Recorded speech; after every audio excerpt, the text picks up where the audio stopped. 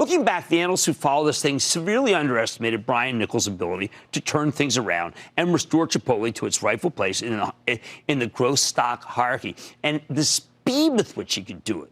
As soon as the stock started getting some lift earlier this year, many of the analysts downgraded the stock and headed for the exits. Hey, I guess once burned, twice shy. Yeah, they couldn't believe that the new Chipotle had put its message behind it, its missteps behind it, and had a brand new message. They couldn't believe it. The company had another food safety issue last summer, but you know what? Brian Niccol has retrained his entire workforce to prevent future health scares, and this time it only took 6 months for the customers to start coming back, not 18. They heard about the new keto bowls in January, and all was forgiven. The analysts didn't see that coming either. That's one reason the company's been able to deliver so many monster upside surprises, because the estimates were just way too low. Now, though, that's changed. The analysts have been dragged kicking and screaming back to a bullishness. Their upgrades fueled the most recent leg of the stock's rally. These days, it's hard to find a piece of research that's critical of Chipotle. I mean, maybe that's actually a bad thing. When everybody loves a stock, it limits your potential upside. The biggest winners are typically surrounded by skeptics, people who refuse to believe. Gradually, those bears become bulls. That's how stocks go higher. I'm a little worried. Actually, it's probably the only fly in the ointment for Chipotle that maybe there are too many bulls and not enough bears. So what do we do with Chipotle now?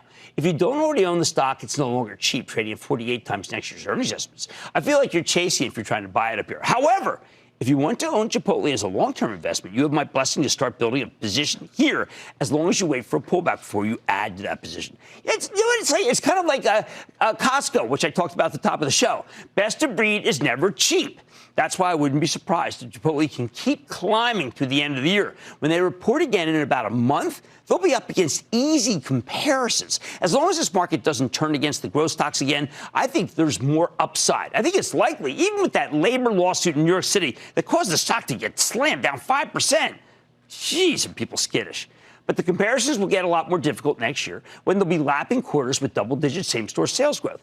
That's why it's a mistake to buy all at once. I think you need to come at this one carefully. You wait for a dip, perhaps to the 700s, and then you pounce on the rest. The bottom line, Chipotle's the biggest winner in the S&P 500 because it deserves to be. Because Brian Niccol, the CEO, has done a tremendous job of breathing new life into a tarnished but still terrific concept. So pray for a pullback that gives you a chance to do some real buying here. Although it's going to take a monster-wide market sell-off in order to be able to get that pullback. And you know what?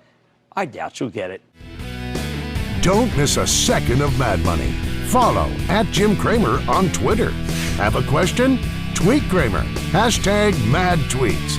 Send Jim an email to madmoney@cnbc.com or give us a call at 1-800-743-CNBC.